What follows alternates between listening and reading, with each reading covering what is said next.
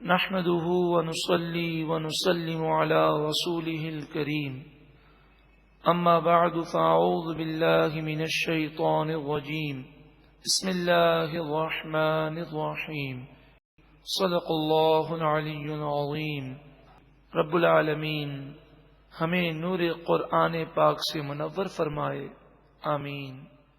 فانطلقا، پھر دونوں سفر پر روانہ ہوئے، حتی اذا رکبا فی السفینۃ، یہاں تک کہ جب دونوں ایک کشتی میں سوار ہوئے، خرقھا، حضرت خضر علیہ السلام نے اس کشتی کو توڑ دیا، آپ نے اس کا ایک تختہ اکھیڑ دیا۔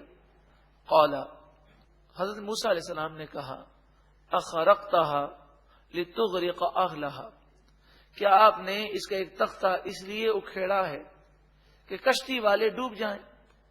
آپ انہیں ڈبانا چاہتے ہیں؟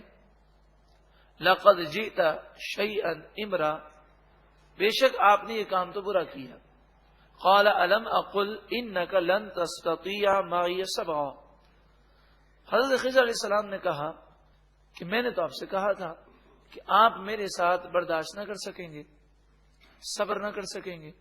قال لا تؤاخذنی بما نسیت، آپ نے کہا کہ مجھے اس بات میں میری گرفت نہ کریں جو میں بھول گیا۔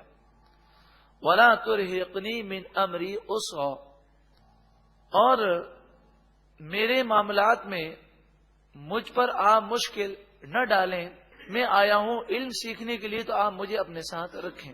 فانطلقا، پھر دونوں چلے، حتی اذا لقیا غلاما، یہاں تک کہ دونوں کو ایک لڑکا ملا جو بچوں کے ساتھ کھیل رہا تھا۔ حضرت خضر علیہ الصلوۃ والسلام نے اس کو پکڑا، زمین میں لٹایا اور اسے ذبح کر دیا۔ فقتلہ، آپ نے اسے قتل کر دیا۔ موسیٰ علیہ الصلوۃ والسلام نبی ہیں، اور نبی خلاف شریعت کوئی بات برداشت نہیں کر سکتے، اور خصوصاً حضرت موسیٰ علیہ السلام، تو آپ ایسی بات برداشت ہی نہیں کر سکتے۔ تو آپ نے کہا یہ کوئی بات ہوئی کہ ایک بچہ کھیل رہا ہے، اس کو کوئی جرم نہیں ہے، اٹھا کر آپ نے لٹایا اور اسے ذبح کر دیا؟ تو آپ نے اس کی حکمت پوچھی کہ کیا وجہ ہے، آپ نے ایسا کیوں کیا؟ قال اقتلت نفسا زکیۃ بغیر نفس، کیا آپ نے ایک پاکیزہ جان کو بغیر کسی جرم کے ذبح کر دیا؟ لقد جئت شیئا نکرا، آپ نے تو یہ بہت ہی برا کام کیا۔